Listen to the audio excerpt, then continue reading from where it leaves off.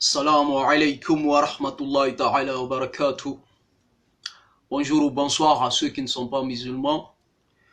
Moi, c'est le frère Barry Ibrahim. Alors, je fais cet exposé en fait pour parler d'un mensonge ou d'un des mensonges qui ont été forgés par le système qui pilote le monde depuis un certain nombre de siècles contre l'islam. Inch'Allah, on aura le temps d'exposer la plupart de ces mensonges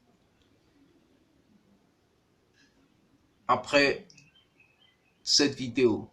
Il y en aura d'autres qui vont traiter d'autres mensonges. Alors donc, celui qui nous concerne aujourd'hui, c'est celui qui raconte que l'islam a été répandu par la guerre. Par la guerre. Qu'on a donné la foi à des gens en leur posant un sabre sur le cou. Et après que celui qui leur a imposé, disons, entre griffes cette foi, soit parti, ces gens ont gardé cette foi et l'ont transmis à la prochaine génération qui, elle aussi, l'a transmis à la suivante et ainsi de suite, jusqu'à nos jours. Ok? Alors donc, moi, en tant qu'un esprit averti, je trouve que ce mensonge est plutôt stupide, ridicule et grotesque. Sachant ce que l'islam appelle foi, appelle acceptation, appelle croyance, cette allégation n'est rien d'autre que grotesque en fait. Mais bon, puisque le système occidental s'est implanté par des moyens de barbarie, des moyens très rarement de diplomatie, des moyens de falsification historique et de propagande.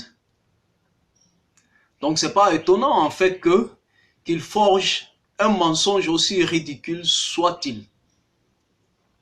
Alors donc, dans cet exposé, il s'agira en fait de démontrer en quoi c'est un mensonge et ressortir toutes les preuves nécessaires pour soutenir en fait cette opinion. Alors, on parle de l'islam en tant qu'une religion qui a été enseignée par le prophète Mohammed sallallahu alayhi wa sallam à son peuple, les Quraysh et ceux qui étaient aux environs de la Mecque à l'époque. Mais en fait, l'islam, c'est la religion de Dieu qui a été enseignée par tous les prophètes et messagers. D'accord? Mais bon, selon l'histoire de l'Occident, on parle de l'islam à partir du prophète Mohammed sallallahu alayhi wa sallam. On peut le prendre comme ça. D'accord? Et lorsque le prophète alayhi salatu wa sallam a commencé à recevoir la révélation du Coran et à l'enseigner chez lui, il a tout de suite eu des ennemis en fait.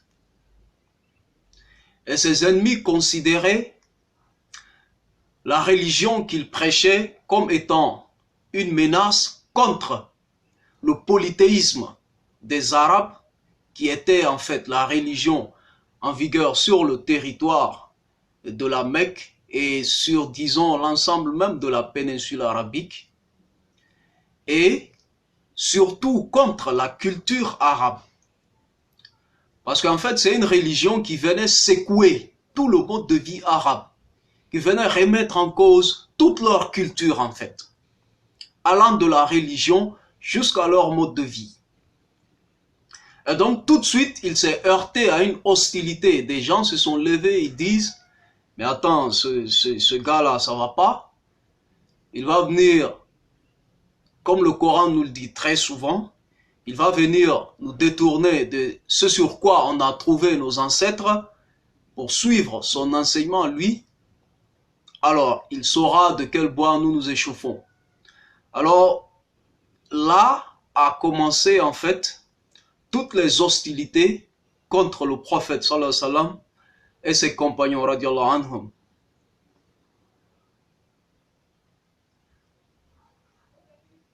Alors donc, on a utilisé tous les moyens en fait pour le discréditer, pour le faire passer pour un menteur, pour un imposteur, pour un possédé, pour un magicien, et tout ce que vous voulez comme méthode de propagande, de discrédit. Mais malgré cela, ils n'ont pas pu l'arrêter. Et donc, comme c'est la routine, c'est la tradition avec les prophètes, des gens vont se lever et disent, mais écoutez, ce gars-là, il nous fatigue, on doit se débarrasser de lui là. Qu'est-ce qu'on fait? Parce on est passé par, disons, les moyens entre griffes pacifiques, ça marche pas. Mais bon, on va s'en débarrasser parce que c'est une menace pour la société, c'est un ennemi public. Alors donc, là c'est le complot maintenant pour le massacrer, lui et ses compagnons. Alors, sachant donc que l'arabe de nature, c'est un homme qui aime préserver sa dignité, alors ses compagnons lui demandaient donc de monter une armée d'autodéfense pour défendre en fait leur droit à la religion, leur droit de choisir leur religion. Même si eux ne veulent pas accepter la religion enseignée par le prophète, alors qu'ils laissent ceux qui l'ont accepté exercer leur religion. Mais le prophète a refusé cette requête de ses compagnons, puisqu'ils n'avaient jusque-là pas encore reçu de révélation de la part de Dieu pour riposter en fait. Alors, qu'est-ce qu'ils vont faire? Ils vont donc fuir ces gens-là, ces persécuteurs. Qu'est-ce qu'ils vont faire? Ils vont le fuir. Et c'est cette fuite qu'on appelle hijr, ou bien légir, selon les termes européens. Légir, c'est cette fuite en fait. Légir, c'est une fuite que en fait les musulmans ont effectuée contre leurs ennemis et aller chercher de l'asile ailleurs. C'est ce qu'on appelle hijr, c'est ça légir en fait. Et cette migration, cette fuite marque le début du comptage, disons, du calendrier musulman si vous voulez. D'accord? Et donc ils vont fuir, ils vont aller trouver de l'asile à Médine. Et donc les Médinois vont donc les accueillir, leur donner toute l'hospitalité qu'il faut.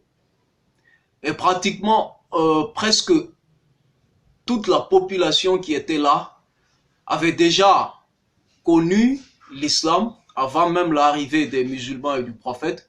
Et donc, la plupart avaient déjà embrassé et ils continuaient d'embrasser l'islam. Donc, Médine était devenu le pôle même de l'islam en quelque sorte. Alors donc, ayant eu de l'asile là-bas, et ils étaient maintenant tranquilles et la religion continuait de se propager comme il faut.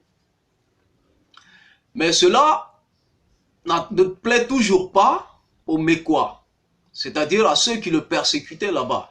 Ils veulent maintenant avoir sa peau à tous les coups, malgré qu'il a fui, disons, sa terre, lui-même sa terre natale, sa propre terre, pour aller se réfugier ailleurs. Ces gens n'étaient pas contents. Donc ils voulaient toujours sa peau et ils l'ont poursuivi là-bas et les persécutions continuèrent. Ils sont allés monter une partie de la population de Médine contre lui et ses compagnons. Et donc ils complotaient toujours avec la population environnante pour les exterminer. Parce que là, leur tête était mise à prix. Donc maintenant, c'est même plus une petite négociation. Il fallait se débarrasser de tout simplement. Alors donc, après tant d'années de patience, enfin, Allah lui donne l'autorisation de se défendre. D'accord? Il reçoit donc des révélations qui lui permettront maintenant de se défendre. Et donc, ils vont monter leur unité ou leur armée d'autodéfense pour se défendre.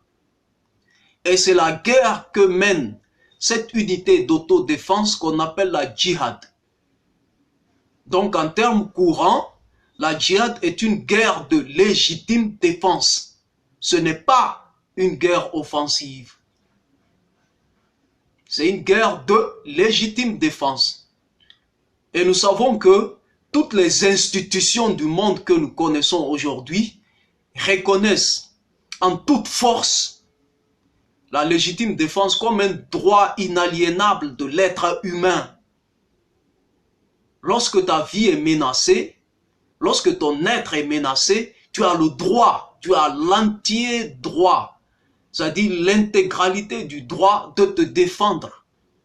Même s'il faut aller jusqu'à éliminer celui qui te veut. C'est un cas de légitime défense. Alors donc, c'est parti. Maintenant, on va plus se laisser faire. Maintenant, on va monter notre propre armée. Maintenant, on va aller au combat contre ceux qui veulent notre peau.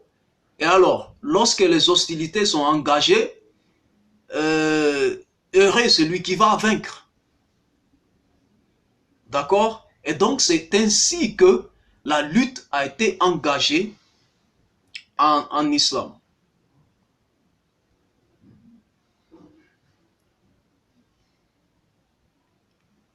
Alors donc, désormais, Allah leur recommande de combattre les transgresseurs, c'est-à-dire ceux qui les agressent, de les combattre jusqu'au bout, de leur trancher le cou.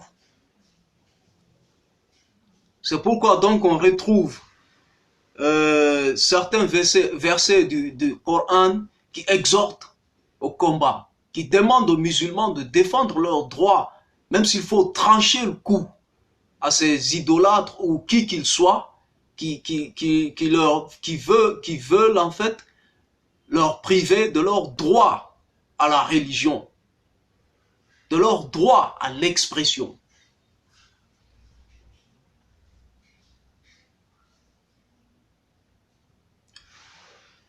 Alors, et aussi il ressort de ce point, de ce fait que l'islam n'est pas une religion arabe. Ce n'est pas une religion arabe, puisque les Arabes, leur noblesse, leurs dirigeants politiques, leurs, disons, si on veut, leurs notables les plus influents des Arabes ont combattu l'islam. Ceci dit que ce n'est pas une religion arabe. Parce que si cette religion menace les religions arabes qui étaient là, et elle menace la culture arabe, ceci dit que ça ne peut pas être une religion forgée par l'arabe. C'est impossible, c'est logique, ça va de soi, c'est naturel. Sinon, comment aurait-il combattu cette religion en fait, jusqu'à vouloir exterminer leurs propres enfants ou bien leurs propres membres, puisque ceux-là viennent enseigner cette religion. Donc là, on a une preuve plus qu'évidente que l'islam n'est pas une religion arabe, seulement qu'elle a été révélée à un arabe. Voilà. Et désormais, puisqu'il y a eu cette lutte, et fort heureusement, les musulmans ont triomphé de cette lutte, l'expansion de l'islam devait continuer. Et cette expansion, comme toujours, elle se fait par l'appel à la religion. C'est ce qu'on appelle la da'wa. Elle ne se fait pas par la guerre. Parce que pour Allah, la foi, c'est l'acceptation dans la conscience, en toute conscience, en toute liberté, un choix qui n'est pas influencé par aucune menace.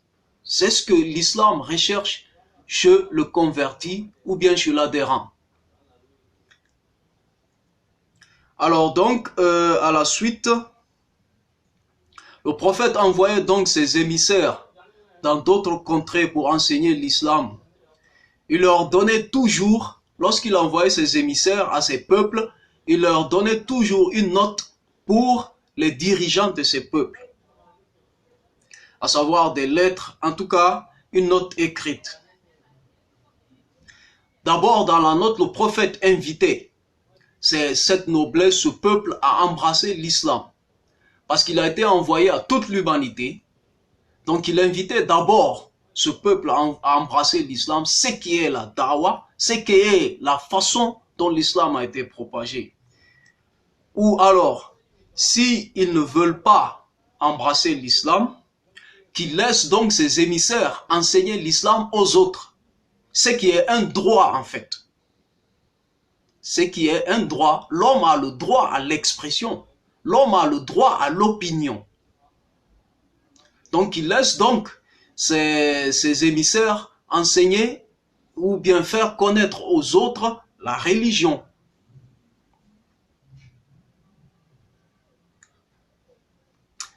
Alors donc, c'est lorsque ces autorités refusaient de reconnaître ce droit humain qui est aujourd'hui reconnu comme universel, et s'attaquaient aux musulmans qui leur alors déclaraient la guerre. Et cette guerre, c'est celle de la défense des droits de ses frères musulmans. Parce que très souvent, avant même que le prophète envoie une lettre, disons, solennelle à ces peuples, il se trouve qu'il y en a qui avaient déjà entendu l'islam et qui avaient déjà embrassé l'islam. Et donc ces peuples étaient là très souvent menacés par ces gens qui deviennent hostiles à l'islam, etc. Alors donc, si ceux-là refusaient alors d'accepter que ses frères aient le droit d'exercer leur religion, alors il leur déclarait la guerre. Et cette guerre, c'est celle de la défense des droits de ses frères musulmans. Et le bon sens trouve que c'est hyper stupide de croire qu'on peut convertir quelqu'un à une religion, lui donner une véritable foi en le menaçant de mort, en lui mettant un sabre au cou. Le bon sens trouve que c'est stupide en fait. Là, on parle de véritable foi. On ne parle pas en fait de cette acceptation hypocrite parce que Dieu n'en veut pas. Allah, lui, il n'en veut pas. Et il déteste de plus les hypocrites que même ceux qui refusent ouvertement et sincèrement de croire. Par contre, si on oblige quelqu'un à accepter une foi, ça devient une hypocrisie. Peut-être que la personne peut accepter sous menace de mort, accepter dans sa bouche, mais au fond, c'est pas accepté. Et l'islam ne veut pas de cette conversion. On verra, je vais apporter tout de suite les preuves. Après l'exposé, je vais apporter toute une série de preuves qui démontrent cela dans le Coran, dans la Sunna.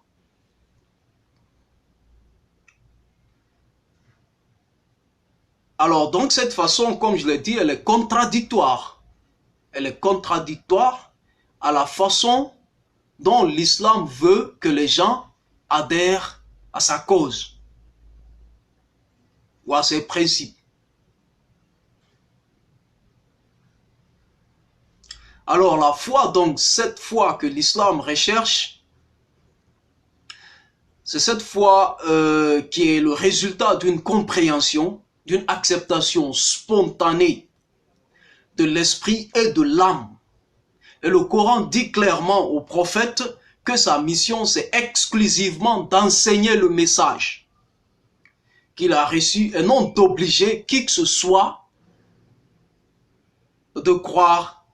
Il dit pas de crainte en religion. Le Coran nous le dit explicitement, clairement, plutôt pas de contrainte en religion.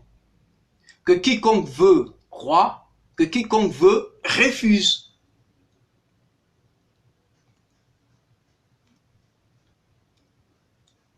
Alors ici, il ne faut pas perdre de vue que La plupart des enseignements qu'on reçoit en termes de sciences sociales, ce sont les enseignements de la propagande occidentale. Et nous savons que ces gens, avec leur mentalité barbare, ont en fait voulu imposer à l'humanité leur vision. Et donc, pour en fait, disons, faire croire au monde qu'ils sont la race supérieure comparée à toutes les autres, ils ont usé de tous les moyens, c'est-à-dire de la barbarie, des moyens, un peu de moyens diplomatiques, des moyens d'extorsion, des moyens religieux et de la propagande de mensonges historiques et d'effacement d'histoire ou d'appropriement de culture ou d'extorsion de prouesses. C'est toujours comme ça que le système occidental a fonctionné. En fait, la suprématie occidentale, elle est basée que sur du faux, en fait. Et ces gens, partout où il y a une prouesse qui n'est pas la leur, ils feront tout, soit pour discréditer cette prouesse, ou bien pour se l'approprier en falsifiant l'histoire. D'accord? Et donc c'est le cas sur ce qu'il enseigne à propos de l'islam. Voilà, donc pour preuve en fait de ce qu'on vient d'exposer là, nous avons certains versets du Coran. Par exemple, le verset 256 de la sourate Al-Baqarah, sourate 2, sourate 2, verset 256. Qu'est-ce que le verset dit? Le verset dit, point de contrainte en religion. Maintenant que la vérité se distingue nettement de l'erreur, désormais, celui qui renie les fausses divinités pour vouer sa foi au Seigneur aura saisi l'anse la plus solide, sans crainte de rupture. Dieu est audient et omniscient. Sourate 10, verset 99. Et si ton Seigneur l'avait voulu, tous les hommes peuplant la terre auraient, sans exception, embrassé sa foi. Est-ce à toi de contraindre les hommes à devenir croyants? Est-ce à toi, c'est Allah qui dit au prophète, est-ce à toi, Mohammed, de contraindre les gens à devenir croyants? Notez bien le verset, c'est le verset 10, et plutôt la sourate 10, verset 99. Allons à la sourate 3, verset 20. Le verset dit quoi? S'ils te contredisent, dis-leur, je me soumets à Dieu, moi et ceux qui me suivent. Après quoi, demande à ceux qui ont reçu l'écriture et aux non-initiés. Et vous, êtes-vous soumis à Dieu? S'ils se déclarent soumis à Dieu, s'ils se déclarent en leur demandant, pas en leur mettant le sabre au cou. Et donc s'ils se déclarent soumis à Dieu, c'est qu'ils ont pris la bonne voie. Mais s'ils s'en détournent, c'est parce qu'ils ont le choix. Ils peuvent choisir de croire ou de se détourner. Et s'ils s'en détournent, rappelle-toi que ton rôle se limite à transmettre le message. Dieu observe constamment ses serviteurs. Et s'ils s'en détournent, rappelle-toi, c'est le Coran qui dit ça au prophète. C'est pas un hadith, c'est un verset du Coran. Et si ces gens, lorsque tu vas les appeler à la religion, s'ils s'en détournent, alors rappelle-toi que ton rôle se limite. Ça dit ton rôle, c'est simplement, tout simplement, exclusivement de transmettre le message. Dieu observe constamment ses serviteurs. Là, on vient à la sourate 5, verset 99. La mission du prophète ne consiste qu'à avertir les hommes. Est-ce qu'on peut être plus clair que ça?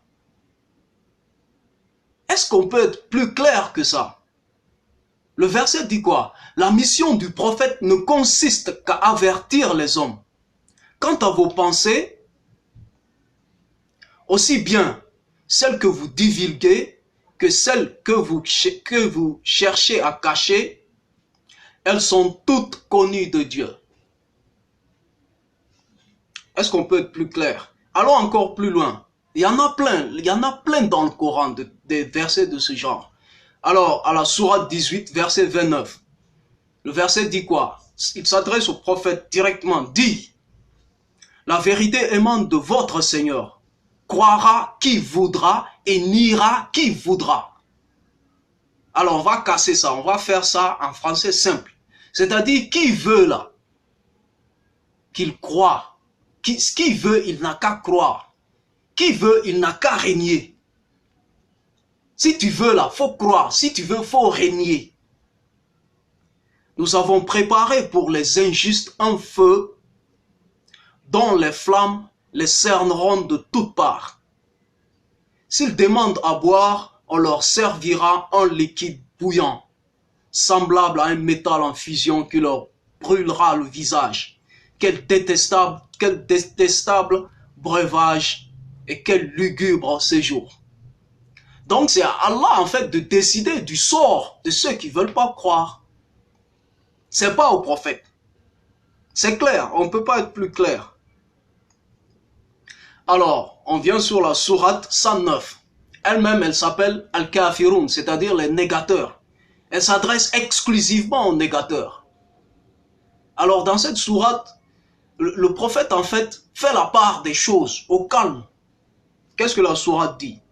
La sourate dit, ô négateurs, vous qui ne voulez pas accepter ma religion, je n'adore pas ce que vous adorez. Et vous aussi, vous n'adorez pas ce que j'adore. Je ne suis pas adorateur de ce que vous adorez, et vous n'êtes pas adorateur de ce que j'adore. À vous, votre religion, à moi, ma religion. Cette sourate, elle a été révélée à la Mecque avant même qu'ils fuient, en fait. T'as vu, on leur a tout dit, mais ils voulaient sa peau. Voilà, pour ce qui est des hadiths, d'après ça, Al-Bun Da'ab As-Sadi radiallahu anhu, le messager de Dieu sallallahu alayhi wa sallam a dit, le jour de la bataille de Khaybar, écoutez bien, je vais certainement donner cet étendard demain à un homme par l'entreprise, à un homme, par l'entremise de qui Dieu nous donnera la victoire. C'est un homme qui aime Dieu et son messager et que Dieu et son messager aiment. Alors, les gens ont passé toute la nuit à se demander quel serait ce heureux mortel. À qui d'entre eux allait-on donner l'étendard? Le lendemain matin, ils se dirigèrent vers le messager de Dieu, sallallahu alayhi wa sallam, espérant chacun avoir cet insigne honneur. Il dit, où est Ali ibn Abi Talib? C'est-à-dire Ali, le 4e khalife. On dit, au messager de Dieu, il a les yeux malades. Il dit, envoyez quelqu'un l'appeler. On l'amena. Donc, et le messager de Dieu, sallallahu alayhi wa sallam, lui cracha dans les yeux. En fait, c'est un truc de talisman qu'il avait l'habitude de faire. Il crachotait, il crachait pas directement dans les yeux, tout en priant Dieu de le guérir. Il guérit effectivement comme s'il n'avait jamais eu mal aux yeux. Il lui remit la bannière. Ali radiallahu anhu dit, dois-je les combattre jusqu'à ce qu'ils embrassent l'islam? Voici le point qui nous intéresse le plus ici. Alors, lorsque Ali a reçu l'étendard, c'est-à-dire, disons, le symbole, le fanion des musulmans, il devait aller en expédition. Alors il demande au prophète, dois-je les combattre jusqu'à ce qu'ils embrassent l'islam? Le prophète lui dit, mets-toi en marche posément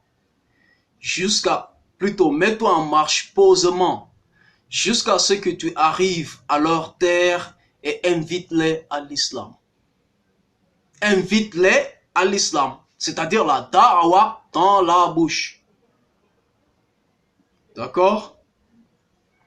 Alors, tu vas les informer des devoirs qu'ils auront vis-à-vis de Dieu exalté, à la suite de leur conversion. Par Dieu, quand Dieu met grâce à toi quelqu'un sur la bonne voie, cela est certes meilleur pour toi que les plus précieuses richesses de ce monde. Unanimement reconnu authentique. C'est un extrait du Jardin des Vertueux.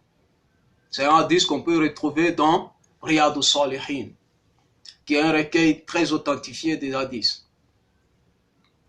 Alors donc, qu'est-ce que Ali fait? Il demande au prophète, est-ce que je dois aller combattre ces gens jusqu'à ce qu'ils deviennent musulmans? Il dit non, vas-y doucement, parle-leur, invite-les à l'islam. Enseigne-leur l'islam. Dis-leur leurs droits et devoirs envers Dieu. Alors, il l'exhorte donc à le faire, en l'informant plutôt que si jamais, par le biais de toi, Allah met quelqu'un sur la bonne voie, alors cela t'est préférable sur tout ce qui est richesse dans ce bas monde. Alors, et donc, on va voir, avant de clôturer, on va voir donc certaines lettres que le prophète, en fait, ce sont des épîtres qu'il a envoyées aux dirigeants des peuples à qui il voulait en fait passer le message de l'islam.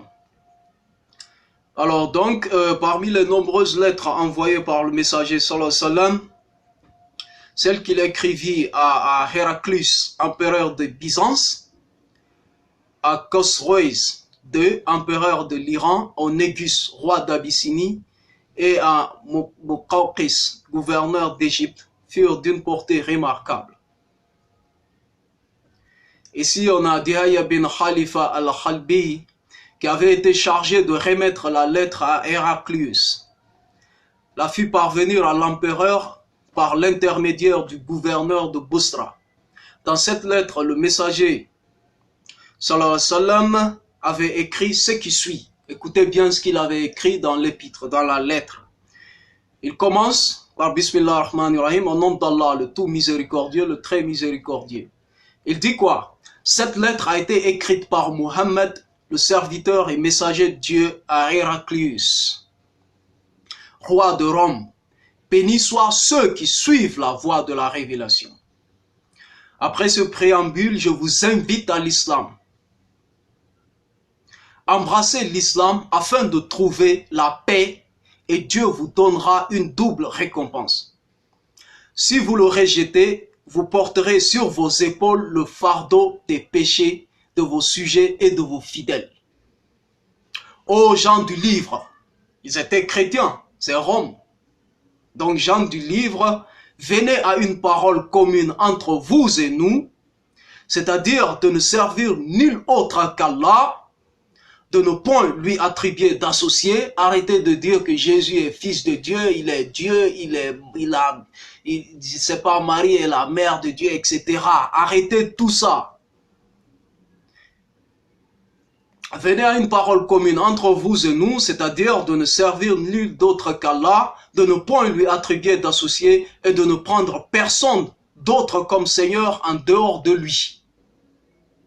Mais si vous vous détournez, nous disons, soyez témoins que nous sommes soumis. Ça, c'est la lettre à Héraclius. Maintenant, celle qu'il avait envoyée à Khosroès, ça se disait comme suit. Au nom d'Allah, le tout miséricordieux, le très miséricordieux, de Mohammed, messager de Dieu, à Kisra, grand roi de Perse. Que la paix soit sur ceux qui suivent la voie de la révélation, qui croient en Allah et en son messager, qui attestent qu'il n'y a pas d'autre Dieu qu'Allah et que je suis le messager d'Allah envoyé à l'humanité tout entière afin que chaque homme vivant soit averti qu'il doit respect et adoration à Allah. Embrassez l'islam afin de trouver la paix, sinon vous porterez le fardeau des péchés des mages. Dans sa lettre adressée à Négus, le prophète sallallahu alayhi wa sallam avait écrit: au nom d'Allah, le tout miséricordieux, le très miséricordieux, de Mohammed, le messager d'Allah, à Négus, grand roi d'Abyssinie. Que la paix soit sur ceux qui suivent la voie de la révélation. Gloire à Allah en dehors de qui il n'y a pas d'autre Dieu, le souverain, le pur, l'apaisant, le rassurant, le prédominant. J'atteste que Jésus, le fils de Marie, est l'Esprit de Dieu et son Verbe. Parce que les Abyssins étaient aussi des chrétiens. Donc alors, le prophète va un peu dans leur sens. Il atteste que Jésus, fils de Marie, est l'Esprit de Dieu et son Verbe, qu'il a envoyé à Marie, la Vierge. La bonne, la pure, de façon à ce qu'elle donne naissance à Jésus. Dieu l'a créé de son esprit et de son souffle, comme il a créé Adam de sa main et de son souffle. Je vous invite à adorer Dieu, l'unique qui n'a point d'associé, et à lui obéir, ainsi qu'à suivre ma voie et à croire en ce qui m'a été révélé. Car je suis le messager de Dieu. Je vous invite, ainsi que vos hommes, à adorer le Seigneur. J'ai accompli ma tâche. Je vous ai averti. Suivez donc mon conseil, que la paix soit sur ceux qui suivent la voie de la révélation. Alors donc, j'ai une petite référence ici pour retrouver en fait ces lettres. On peut les retrouver dans le site www.bladi.info.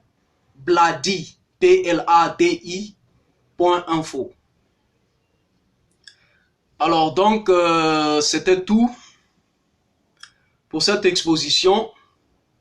J'espère que elle va faire effet. Et l'objectif ici n'est pas du tout de prouver qu'on a de la connaissance plus que les autres, mais l'objectif ici c'est de restaurer la vérité. C'est-à-dire cette vérité parmi tant d'autres que le système qui pilote le monde essaye d'effacer ou de cacher ou de falsifier afin de discréditer les autres et de se donner de la valeur eux-mêmes. Alors donc, Inch'Allah, dans les prochaines, les prochaines occasions, on va aussi exposer d'autres mensonges de ce genre qui ont été en fait collés à l'islam, sciemment et de façon très élaborée en fait. De telle sorte que ceux qui sont moins avertis l'aperçoivent peu ou pas du tout. Alors donc ici, on va conclure par ceci. Il n'y a de connaissance de la majesté et de la force qu'Allah subhanahu wa ta'ala. Puisse Allah donc agréer notre effort.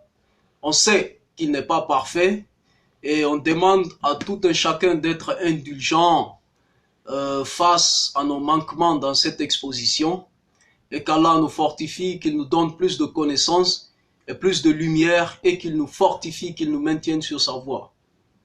Assalamu alaikum wa rahmatullahi wa barakatuh et au revoir aux autres.